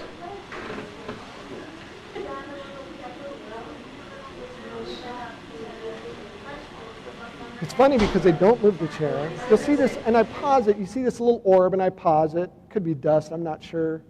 Nobody's in the room, everybody's out. We made sure that we went in there in pairs to make sure nobody was doing anything. They didn't move the chair. They moved his camera. His camera was tightened down. Somebody had to put some force into that. December 16, 2005, girls kept seeing shadows move around the house. I videotaped one. Enter another room. No, the camera's not on. I don't want you to focus on anything in particular. Just kind of look at the whole thing and you'll see it. I think I might have gotten it on film. Let's see it go zooming by. Oh, man. February 28th, 2006, my wife heard me talking in my sleep. She got to witness me write this equation. This is probably one of the most complex equations. The scientists are saying this talks about bending time-space. What's interesting is they couldn't read it. They couldn't figure out why until one of the researchers held it up to a mirror. I wrote it backwards. The point I'm trying to make is these are not just letters that are written on a piece of paper. When Stan wrote them down, he really didn't know what they meant, but they do mean something. He could not have written them himself. I couldn't have written this one myself. Whoever wrote this and put it in Stan's, I guess I'm beyond trying to prove that it's not a hoax. It's not a hoax, and I could not have come up with this myself, so I don't think Stan could have either. What these equations show is how we can use electromagnetism to warp space and time. These are equations that Stan could never have come up with on his own. I can't even do long division. Isn't that sad? May 4th, 2006, this was important. For me, anyhow. I felt a little better about things. I was painting the eave of our house, fell off, tore the anterior cruciate ligament in a hamstring. I was supposed to go to surgery that next Wednesday. Tuesday, and there's the documentation that I really did have this injury. Tuesday, I went on a little trip. Lisa woke up. As typical with most of my abduction experiences, they somehow will blow all the fuses in our house, and our house is completely dark. Lisa woke up, and I was gone, and the fuses were blown, and she couldn't find me anywhere. She eventually got everything back on, and she found me in the middle of the living room, and, you know, we just went to bed. We were both kind of confused. Don't know why, just went back to bed.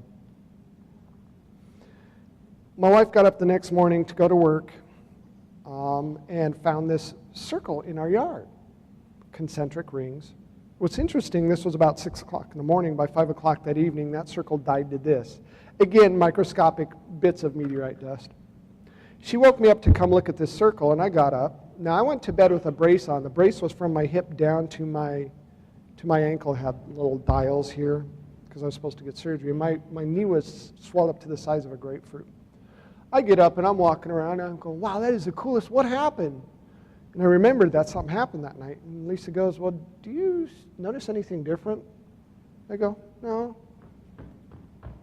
She goes, what happened to your brace? I go, wow, my brace is missing. Then I realized that I had no pain in my leg. There was no swelling in my leg. I looked at my leg. There were 5 puncture marks in the back of my leg. Whatever they did, they fixed my knee.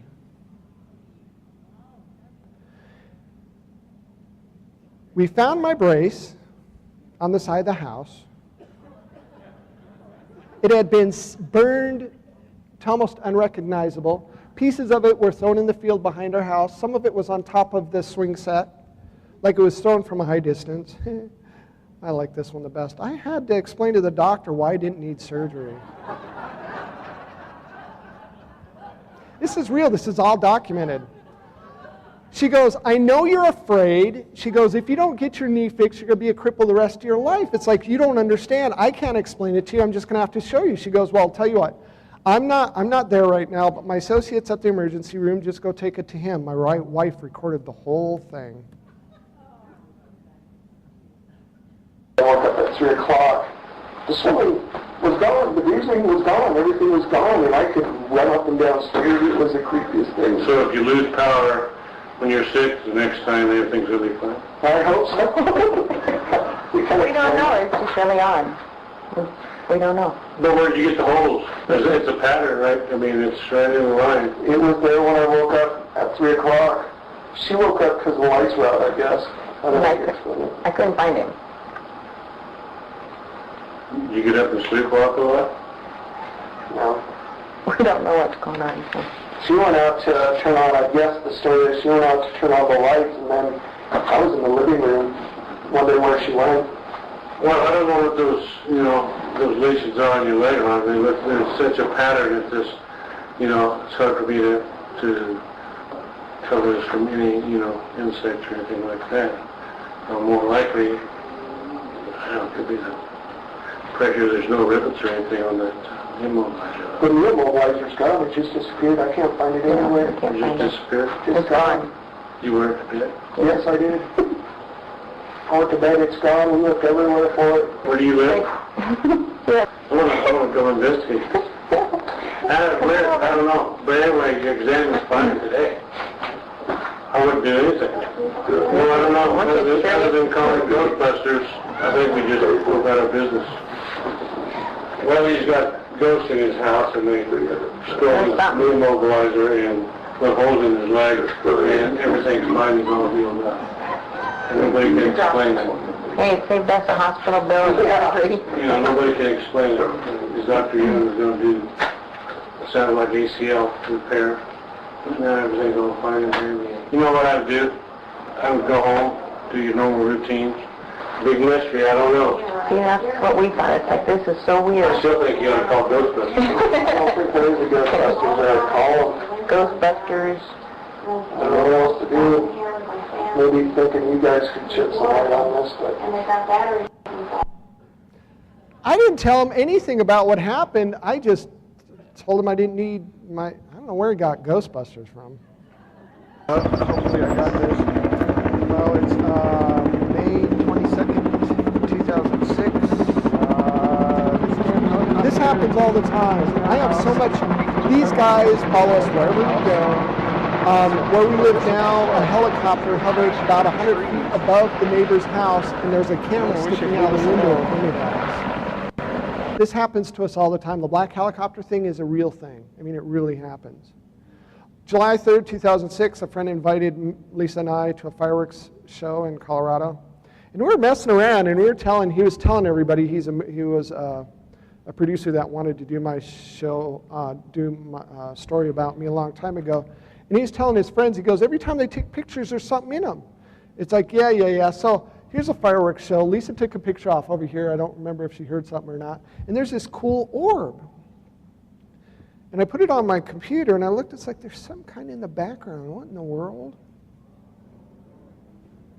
Now, you got to understand, I believe those are corn stalks, and they're about that tall. Might be wheat. Lisa, was it corn or wheat? Just a field, just a regular field? I don't know what the heck they are, but there they are. September 28th, 2006, Lisa woke up, found me writing again. This time we had friends over.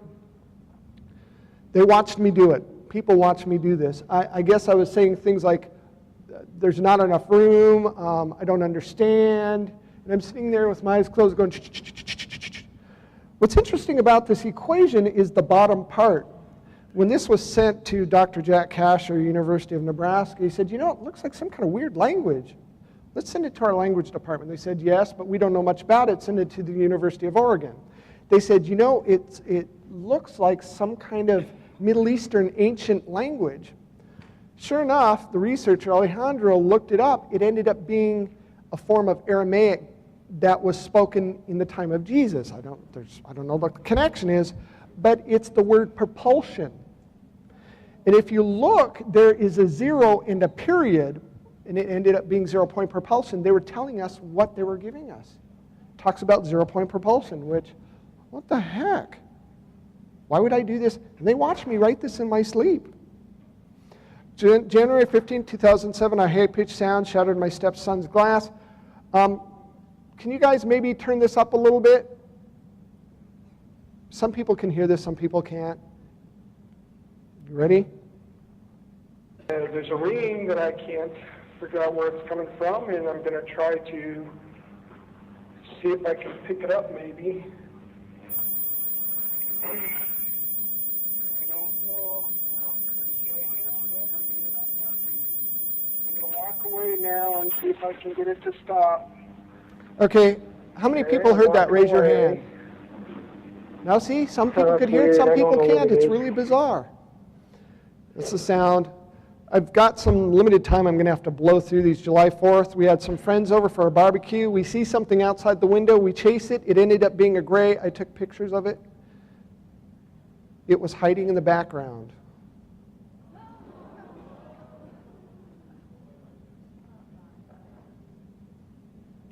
We were at the UFO Watchtower doing a conference. Paula Harris was there. Wherever I go, these things follow me. Usually when there's a big crowd, they'll show up. We all watch these UFOs.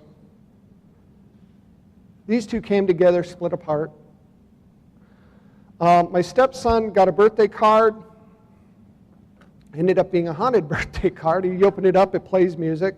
And we kept finding this in the middle of nowhere, and it'd start playing music. So I put it on the table, put a piece of tape down, so if it moved, I could see that it moved, and watch it.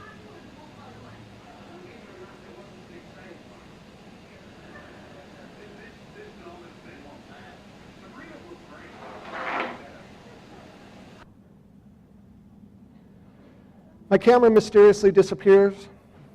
My wife finds it, comes back with these pictures on it. I don't think this thing looks harmful. I want to hug it.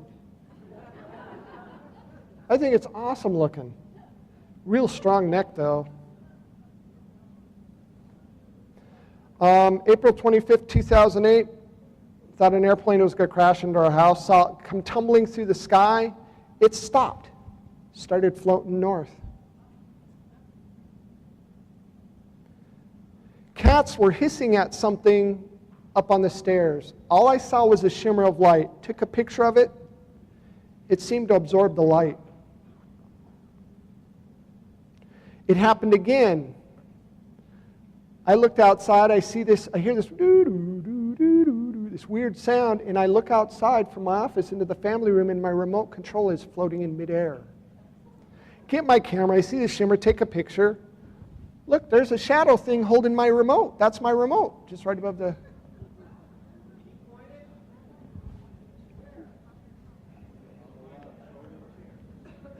Right, there's the remote, there's the shadow thing.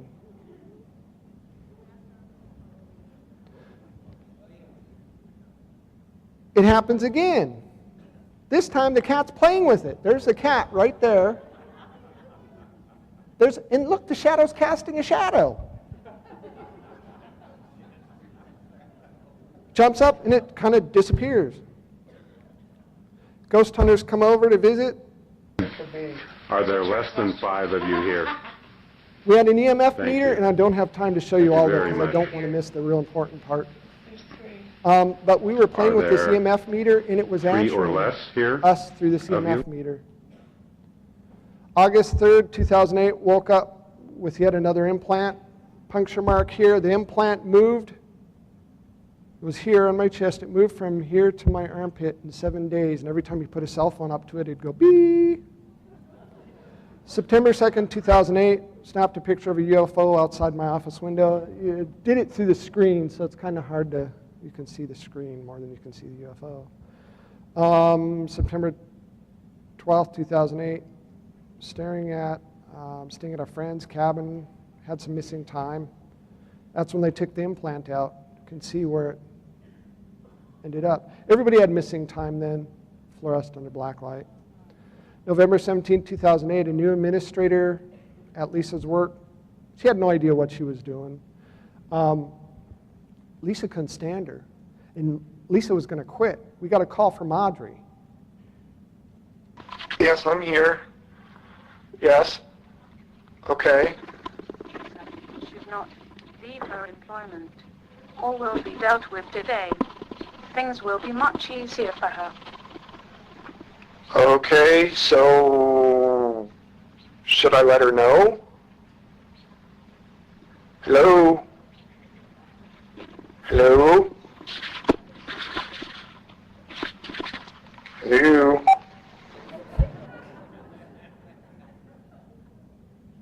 Later that day, Lisa's boss was fired by upper management and escorted out of the building. Nobody knows why.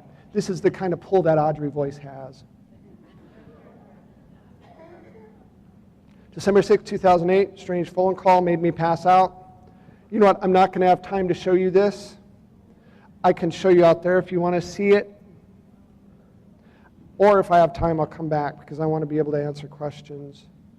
But got a strange call. This Audrey voice will call everybody, and it'll be your own caller ID, your own phone number on the caller ID. You'll pick it up, and it'll ring, and then it'll reach one of the other researchers involved in the group. It'll ring again, and it'll be somebody else. There were 3 people, and all of a sudden this call, this weird voice, weird sound comes over, and it made me pass out. And I'll play. I have to, you know, I'll play it anyway. Okay, Audrey's getting us all on together. Hello? Hey. Hey, honey, Audrey just connected all of us. Huh? Audrey just connected all of us. It seems like one of those days where we get to play phone games again. Yeah. So, Audrey, is there something that you want to say to us? Stan, are you there? Maybe she's... Yeah, I'm here. I don't hear anything, though, so... Why would she what, Stan? I keep hearing, like, some weird-ass thing in the background. Like a mumbling. Something. Yeah. Are you still there, Heidi? Yes, I am. What the hell is that? I don't know. That was really a neat sound.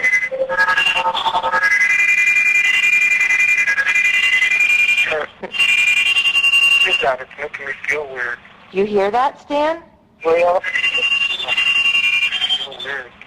Just stay on. How do you feel weird? Yeah, that's when I passed out. That's how I Hello? felt weird. Heidi, I'm here. Did we lose him? Stan? Let me bring Stan back in, okay, Heidi? Okay. Hang on. Okay.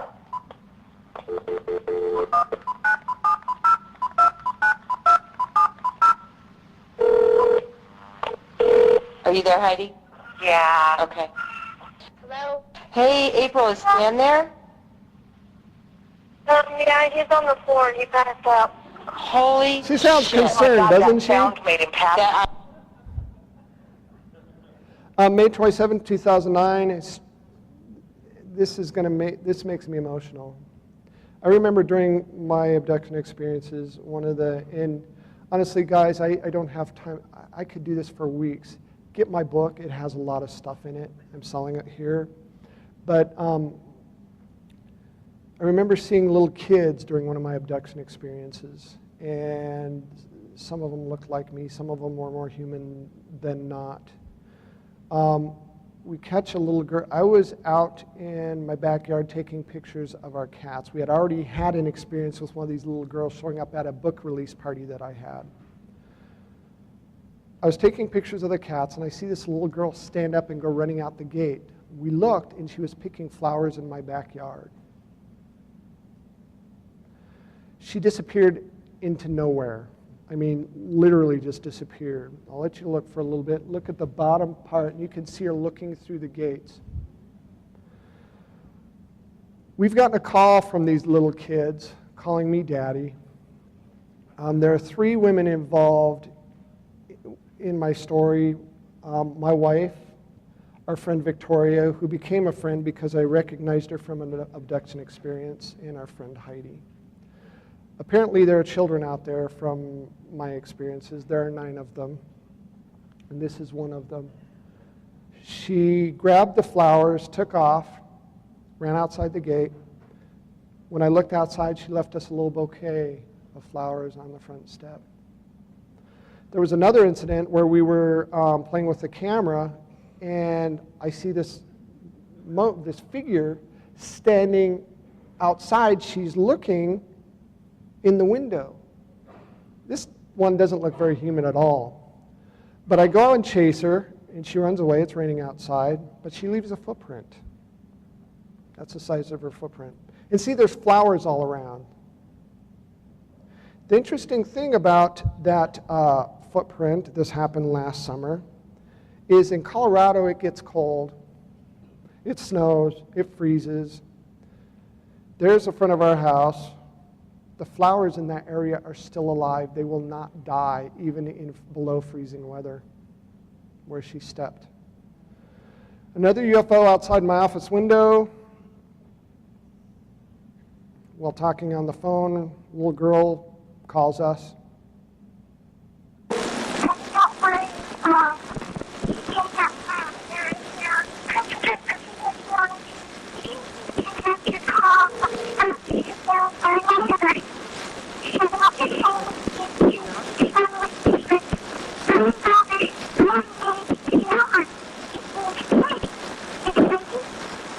Yeah.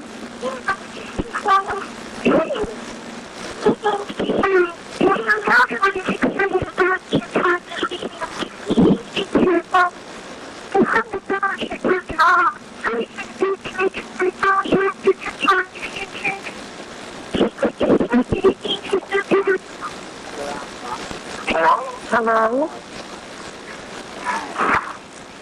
Oh my God. We got a call. Now, you got to understand, we can hear, unfortunately, my friend, we carry tape recorders with us wherever we go. We get a call, and we record anything right away, especially if it comes from numbers, mysterious phone numbers. And we got a call from this little girl saying that her name is Keoma. There's 9 altogether, 7 from the same, 2 each one with different. And her name's Keoma, and the other girl's name is Trilly. So There are hybrid kids out there. We've seen them. 3 times we've seen them. They're amazing. They're angelic. You see them with your own eyes. You see them in pictures. It will make you weep. There's like an angelic quality that's just amazing about these children. Now, that slowed down voice you heard in there, researchers isolated it. Somebody was there when she was recording it. And they said, can you hear with that? Can they record with that device? And another voice answered, yes, they can. Heard a loud noise, next room. Plant was knocked over. This was just recently. Took a picture. Actually, I went down and there was a dark mass from the floor to the ceiling rocking back and forth. Scared the crap out of me. Went upstairs, came back down with the camera, and my wife, because she can protect me, I thought, you know, I'm a wuss. What can I say? There's a black mass. If you notice, one of the things the researchers notice is that straight edge warps around that picture. So they have some kind of light bending technology, they think. I'm going to have one of the people from the documentary film, the producers and the people working with me, come up, just briefly kind of explain what they're doing. This has been I've been trying to get, you know, there have been many people trying to do a film on my case for so long, and finally it's getting done. Let's have you come up, and his name's Jack, and this is John. These are the guys that are going to be doing this. Finally, we're going to go around the back.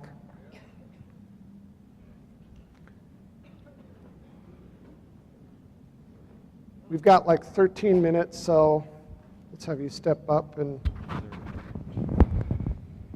here talking to my tie. I hate getting close to Stan. I never know what's going to happen. So,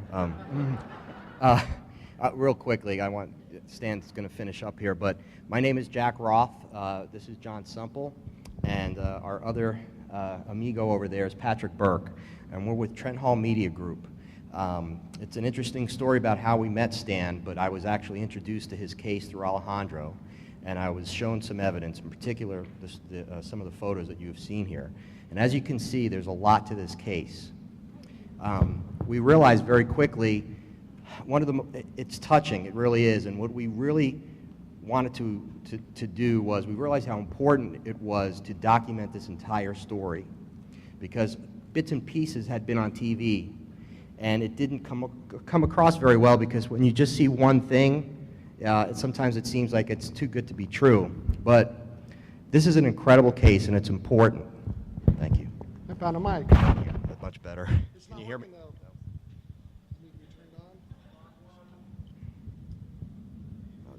Test. No, okay, good. Okay. This is an important story, and it needs to be told correctly. And that's our purpose. We really feel like we need to tell this story in its entirety. We need to tell it truthfully. We need to tell it accurately. Everything, no stone will be left unturned. We're going to analyze everything. We're going to talk to everyone. We have an enormous amount of work to do because we're in pre-production right now. We have to go through. This is only about 20%, maybe 25%. Less than that. Of all the evidence and everything that's happened. So our time schedule is probably about a year from now you will see this film.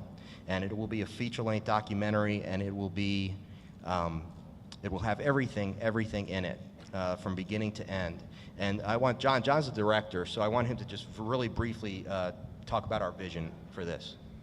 One of the things I think that is unusual about this case is the depth and breadth of everything that has happened. And I was very interested in watching the room as certain images were put up on the screen, and you all reacted the same way that we did when we first saw a lot of this presentation in December. And it's an emotional response. And I think that one of the things that we really want to get across in this is sure the evidence, because one of the things that I think is important about this is you've seen documentaries, you've seen television shows where they show the footage, they show the pictures, and there's a tremendous focus on that. But rarely ever do you see a focus on the individual or the individual's families and the impact that it has on them emotionally. So a big part of what we're going to be doing with this story is delving into Stan's psyche, into Lisa's psyche, the family's psyche, to really try to understand the emotional journey that they've gone on, because I doubt anybody in this room would raise their hand right now and say, I want to go through what Stan has gone through for the last 10 years.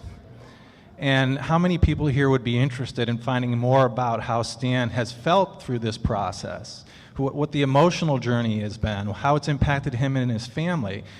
Stan stands up here and makes light of it, but this is the reaction to what you saw is something I think more people need to see. And if we just show it just as images and pictures and clips like this, people may find their ways to debunk it.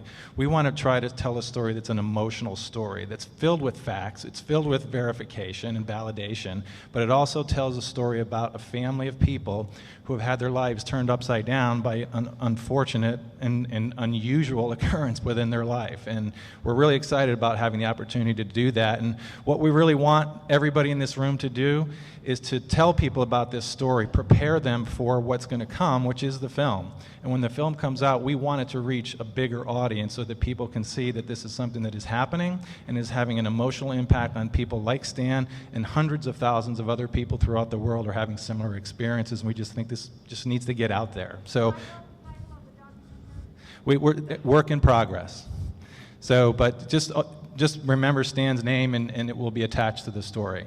So keep your eyes peeled for it. Our website, TrentHallMedia.com, is going to have updates on this as we produce it, and we're going to be doing blogs to keep people posted, and from time to time may even have an opportunity to include some video footage of the process of making the film. So stay tuned, let people know about it. We're really excited about getting this story to the masses and hope you will help spread the word. And it'll be on my website too. And let me tell you, people that get involved in my case have experiences. They aren't the exception. Everybody that gets involved in my case gets to see stuff. I do have a book out there, guys. It's a bestseller, amazingly enough. Come on, there it is.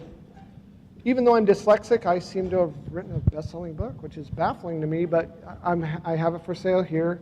You can go to my website, www.stanromanek.com, find out where I'm speaking. And, thank you, guys. I don't have time for questions, really. I'll be out there signing books if you have questions. Thank you so much.